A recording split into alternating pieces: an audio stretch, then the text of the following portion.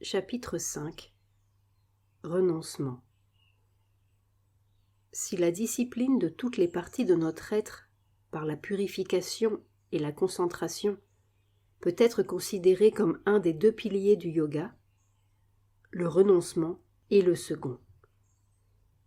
Par la discipline ou pratique positive, nous affermissons en nous la vérité des choses, la vérité de l'être, la vérité de la connaissance, la vérité de l'amour, la vérité des œuvres, et nous mettons la vérité à la place des mensonges qui ont recouvert et perverti notre nature. Par le renoncement, nous empoignons les mensonges, les déracinons et les rejetons de notre chemin, afin que leur persistance, leur résistance et leur répétition ne puissent plus gêner l'heureuse et harmonieuse croissance de notre vie divine. Le renoncement est un instrument indispensable à notre perfection. Mais jusqu'où doit aller ce renoncement? De quelle nature sera-t-il? Et de quelle manière en ferons-nous usage? L'ancienne tradition, longtemps entretenue par les grands enseignements religieux et par des hommes ayant une profonde expérience spirituelle, prétend que le renoncement doit être total, non seulement en tant que discipline, mais d'une façon catégorique et définitive, comme une fin en soi, et qu'il doit même aller jusqu'au renoncement à la vie en général et à notre existence dans le monde en particulier. Nombreuses sont les causes qui ont contribué au développement de cette noble et pure tradition. La première est profonde. C'est l'opposition radicale entre la nature impure et imparfaite de la vie dans le monde, au stade actuel de notre évolution, et la nature de la vie spirituelle.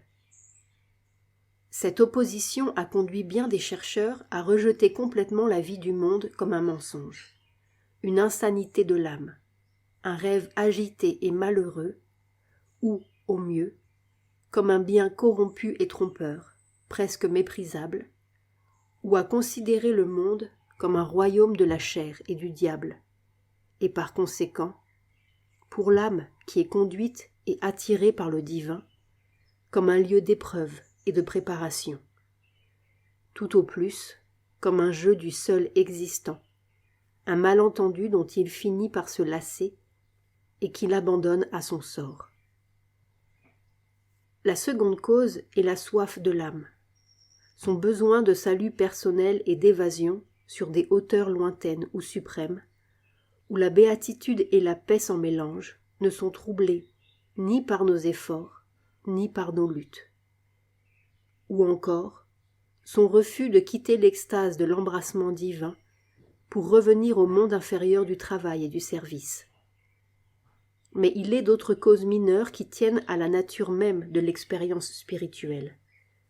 C'est le vif sentiment, appuyé par des preuves pratiques, qu'il est très difficile, et nous exagérons volontiers la difficulté, quitte à en faire une impossibilité, de mener en même temps une vie de service, une vie active, et de vivre dans la paix spirituelle, de rechercher une réalisation spirituelle. Où c'est la joie que le mental finit par trouver dans l'acte même et dans l'état de renoncement. Mais il peut finir par trouver la joie dans tous ses accomplissements et toutes ses constructions, et le sentiment de paix et de délivrance que donne l'indifférence au monde et aux objets du désir humain. Les causes les moins nobles sont la faiblesse de celui qui fuit le combat, le dégoût et la désillusion de l'âme déconcertée par le grand labeur cosmique, l'égoïsme des êtres qui se soucient peu du sort de ceux qui restent en arrière, pourvu que leur petite personne échappe à la roue monstrueuse des morts et des renaissances qui tournent sans fin, l'indifférence aux cris qui montent de l'humanité douloureuse. Pour le sadhak du yoga intégral, aucune de ces raisons n'est acceptable. Il rejette toute faiblesse et tout égoïsme sous quelque déguisement ou tendance spirituelle qu'il se cache. Une énergie et un courage divins, une compassion et une générosité divine sont l'essence même de ce qu'il s'efforce d'être, la nature même du divin.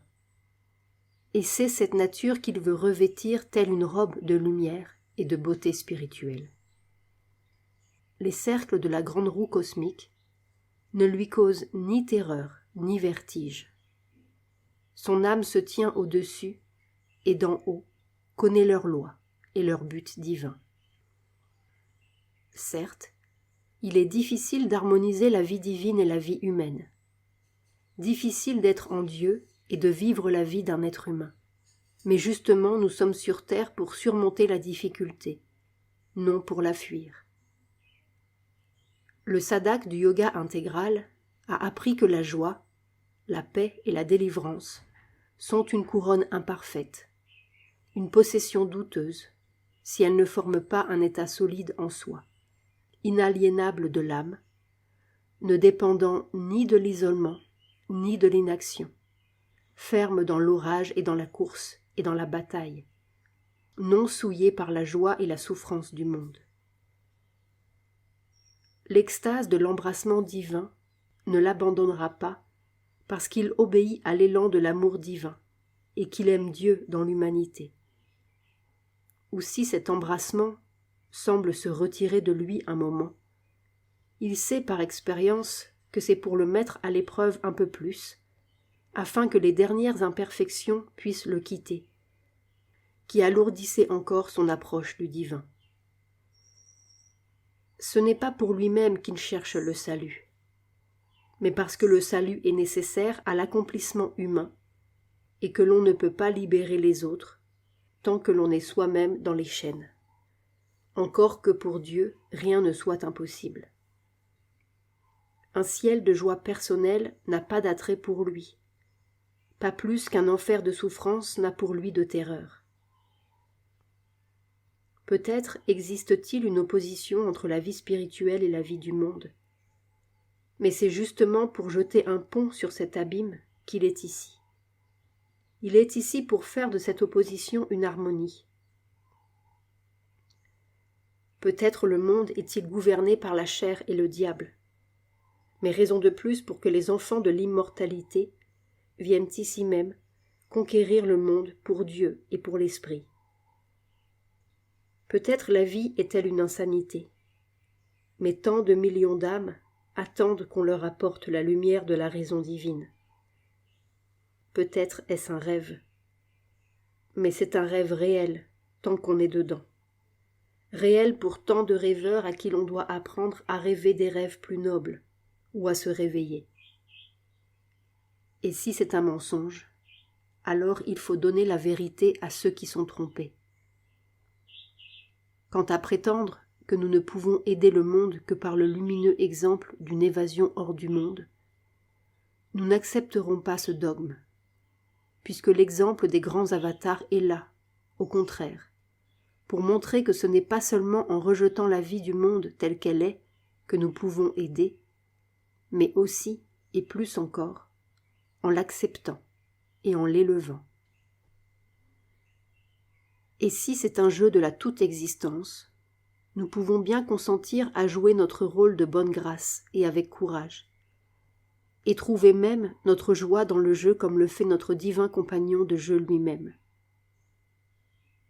Mais surtout, la conception du monde que nous avons choisi nous interdit de renoncer à l'existence dans le monde aussi longtemps que nous pouvons être de quelque utilité à Dieu et aux hommes pour l'accomplissement des fins divines. Nous ne considérons pas le monde comme une invention du diable, ni comme une illusion de l'âme, mais comme une manifestation du divin, quoique, pour le moment, elle soit encore partielle, puisque la manifestation est progressive et évolutive. Ainsi, pour nous, le renoncement à la vie ne peut pas être le but de la vie, ni le rejet du monde, la fin pour laquelle le monde fut créé. Nous cherchons à réaliser notre unité avec Dieu, mais cette réalisation, pour nous, implique une reconnaissance complète et absolue de notre unité avec l'homme. Nous ne pouvons pas les séparer l'un de l'autre. Pour employer la terminologie chrétienne, nous dirons que le Fils de Dieu est aussi le Fils de l'homme, et que les deux aspects sont nécessaires pour devenir un Christ complet. Ou pour employer une forme de pensée indienne, nous dirons que le divin Narayana, dont l'univers n'est qu'un rayon, se révèle et s'accomplit dans l'homme, symbolisé par Nara. L'homme complet est Nara, Narayana, et cette intégralité symbolise le mystère suprême de l'existence. Par conséquent, pour nous, le renoncement doit être un instrument seulement, et non un but en soi. Mais ce ne peut pas être non plus le seul, ni le principal instrument, puisque notre objet est l'accomplissement du divin dans l'être humain. But positif qui ne peut être atteint par des moyens négatifs.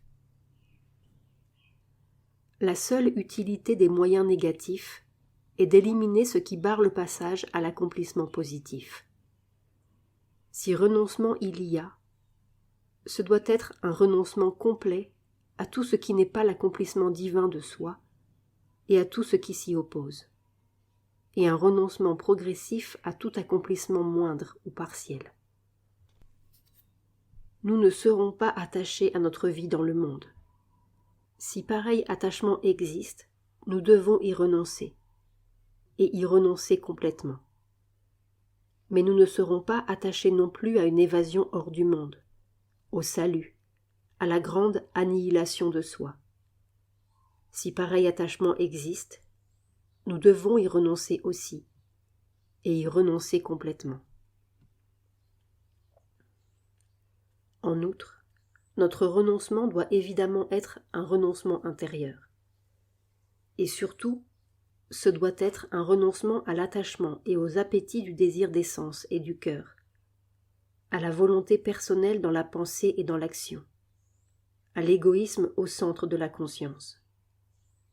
Car ce sont les trois nœuds qui nous lient à notre nature inférieure, et si nous pouvons y renoncer totalement, il n'est plus rien qui puisse nous lier. L'attachement et le désir doivent donc être totalement rejetés. Nous ne devons être attachés à rien au monde, ni à la richesse, ni à la pauvreté, ni à la joie, ni à la souffrance, ni à la vie, ni à la mort, ni à la grandeur, ni à la petitesse, ni au vice, ni à la vertu, ni à l'ami, ni à la femme, ni aux enfants, ni au pays, ni à notre travail ou à notre mission, ni au ciel, ni à la terre, ni à tout ce qui s'y trouve ou tout ce qui est au-delà. Mais ceci ne veut pas dire que nous n'aimerons rien du tout, que nous ne trouverons de délices en rien, car l'attachement n'est pas l'amour lui-même, mais l'égoïsme dans l'amour. Le désir est la limitation et l'insécurité de la soif de plaisir et d'assouvissement, et non la recherche de la félicité divine dans les choses. Nous aurons un amour universel, calme, et pourtant éternellement intense, par-delà la brève véhémence de la plus violente passion. Notre félicité dans les choses découlera de notre félicité en Dieu, qui ne s'attache pas aux formes des choses, mais à cela qu'elle cache au fond d'elle-même. Elle embrassera l'univers sans être prise dans ses filets. Nirlipta, l'ananda divin dans les choses, et Nishkama et Nirlipta, libre de désir et par suite, sans attachement. Note de Sri Aurobindo. Toute volonté personnelle dans la pensée et dans l'action doit être abandonnée, si nous voulons être parfaits sur la voie des œuvres divines. Nous l'avons vu. Il faut également y renoncer, si nous devons être parfaits dans la connaissance divine. la volonté personnelle est le signe d'un égoïsme dans le mental. Celui-ci s'attache à ses préférences, ses habitudes, ses opinions, ses formations de pensée et de volonté, passées ou présentes, parce qu'il les considère comme lui-même ou comme lui appartenant. Il tisse autour d'elle les fils délicats de « c'est moi »,« c'est à moi », et vit au milieu d'elle comme une araignée dans sa toile. Il déteste être dérangé, comme l'araignée déteste que l'on attaque sa toile, et se sent étranger et malheureux s'il est transplanté en des formations nouvelles et des points de vue nouveaux, comme l'araignée se sent étrangère dans une autre toile que la sienne. Cet attachement doit être complètement extirpé du mental. Non seulement nous devons abandonner l'attitude ordinaire vis-à-vis du monde et de la vie, comme le fait le mental non éveillé qui s'y accroche comme à son élément naturel, mais nous ne devons être liés à aucune construction mentale de notre cru, à aucun système intellectuel, aucune combinaison de pensées, aucun dogme religieux, aucune conclusion logique. Non seulement nous devons briser le piège du mental et des sens, mais fuir aussi le piège du penseur, le piège du théologien et du fondateur d'Église, les filets de la parole et de l'esclavage de l'idée. Tout cela est en nous, prêt à emmurer l'esprit dans les formes. Mais nous devons aller toujours au-delà, toujours renoncer au moindre pour le plus grand, au fini pour l'infini. Nous devons être prêts à avancer d'illumination en illumination, d'expérience en expérience, d'état d'âme en état d'âme, afin d'atteindre à la transcendance divine suprême et à sa suprême universalité.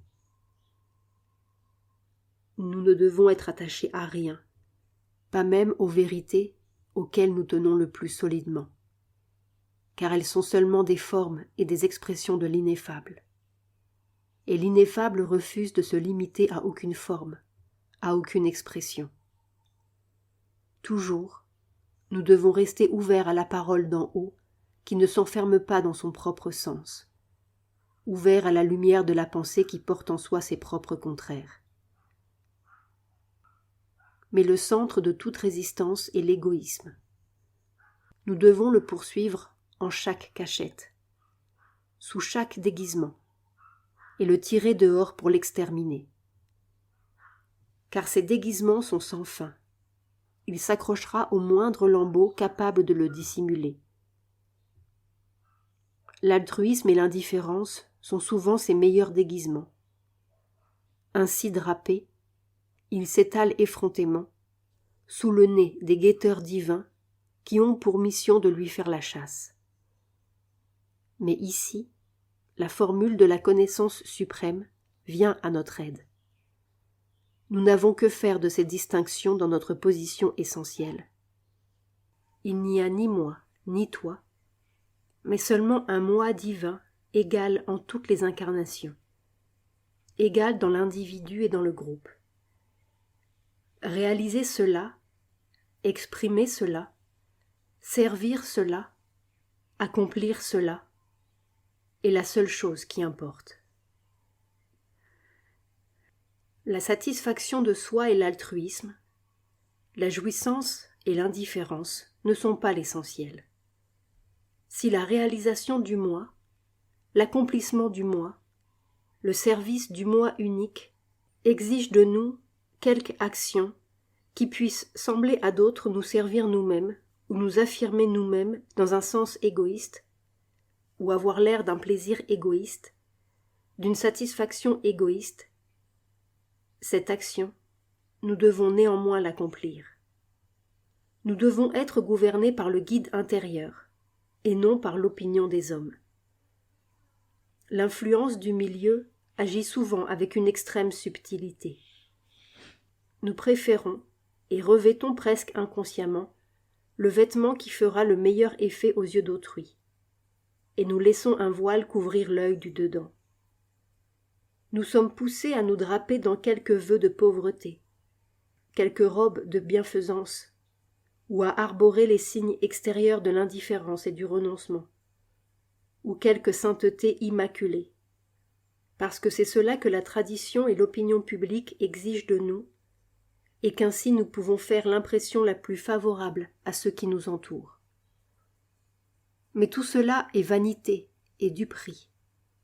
Il se peut que nous soyons appelés à revêtir ces signes extérieurs, car tel peut être l'uniforme de notre service. Mais il se peut aussi que notre service n'ait point besoin d'uniforme. L'œil extérieur de l'homme n'a aucune importance. L'œil du dedans est tout. L'enseignement de la Gita nous fait voir toute la subtilité de la libération de l'égoïsme que l'on attend de nous. Arjuna est poussé à se battre, tout d'abord par l'égoïsme de la force, l'égoïsme du guerrier, du kshatriya.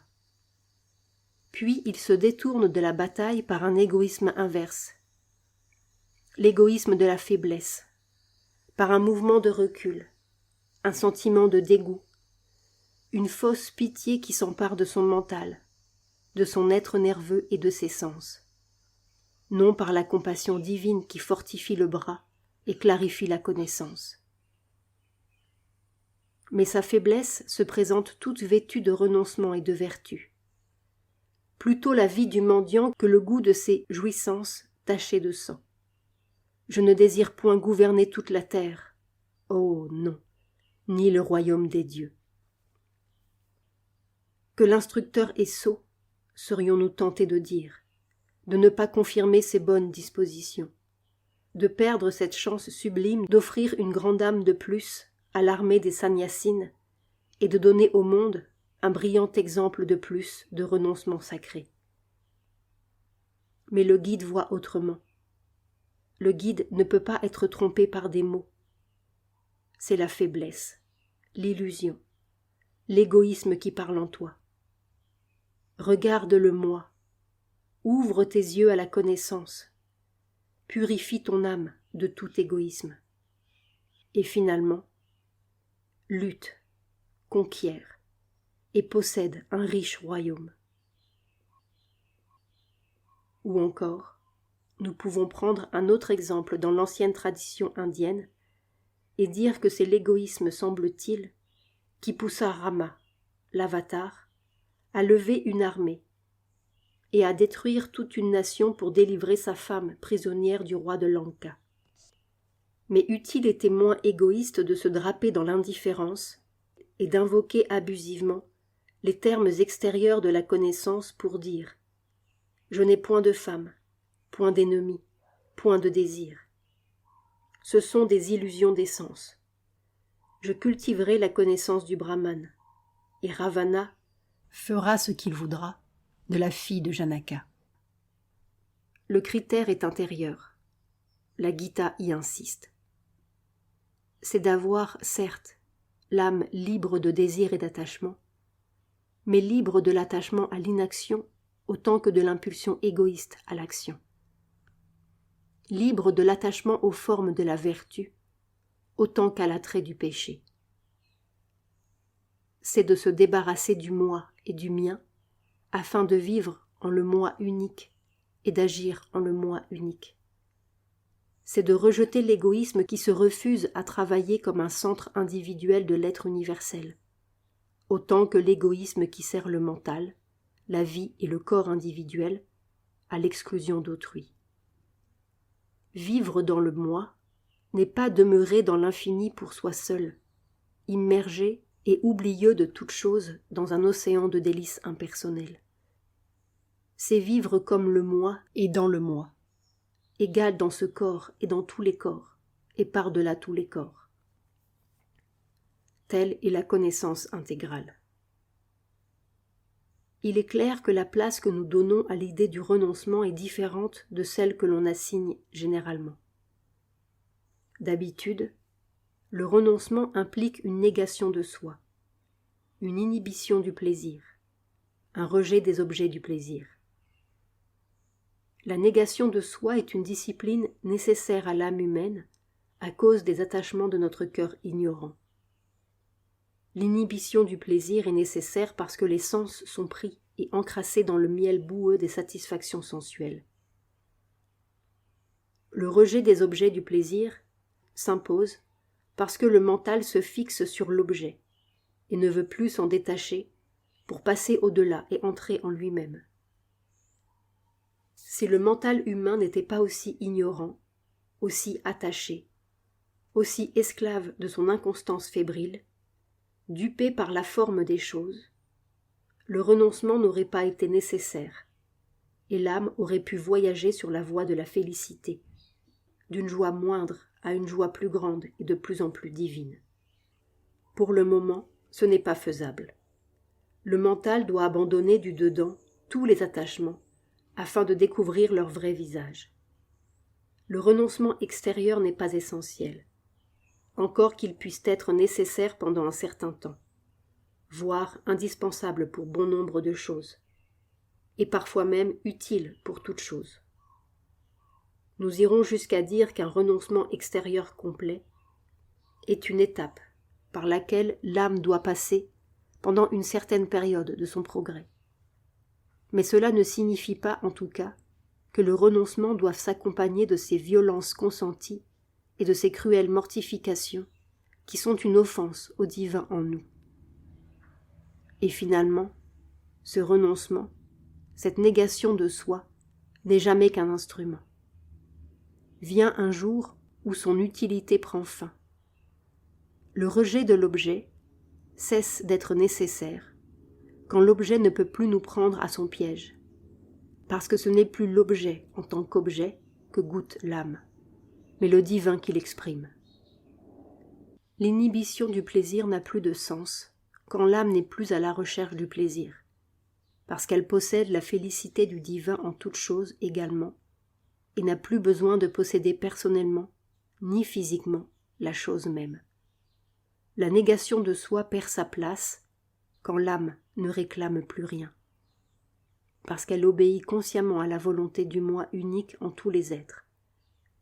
Alors, nous sommes dégagés de la loi et délivrés en la liberté de l'esprit. Il faut être prêt à laisser derrière soi sur le chemin non seulement le mal que nous stigmatisons, mais aussi ce qui nous semble être bien, et qui pourtant n'est pas le seul bien. Certaines choses furent bienfaisantes, utiles, et peut-être, en un temps, parurent la seule chose désirable. Et cependant, lorsque leur œuvre est accomplie, lorsqu'elles ont été conquises, elles deviennent des obstacles, et même des forces hostiles si nous sommes appelés à avancer plus loin. Certains états d'âme sont désirables, et pourtant, il est dangereux de s'y attarder une fois qu'ils ont été maîtrisés, parce qu'alors nous n'avançons plus vers les royaumes divins plus vastes par-delà. Il ne faut s'accrocher à rien, pas même aux réalisations divines, si elles ne sont pas la réalisation divine en son essence et sa totalité absolue. Il ne faut s'arrêter à rien, sauf au tout, nulle part, sauf à la suprême transcendance. Et si nous pouvons être ainsi libres en l'esprit, nous découvrirons toute la merveille des œuvres de Dieu. Nous verrons qu'en renonçant intérieurement à tout, nous n'avons rien perdu. Ayant tout abandonné, dit l'Écriture, tu en viens à jouir du tout. Car tout est gardé intact pour nous et nous est rendu, mais avec un merveilleux changement, transfiguré en la toute bonté et la toute beauté, la toute lumière, la toute félicité de celui qui est à jamais pur et infini, car il est le mystère et le miracle qui demeure à travers les âges.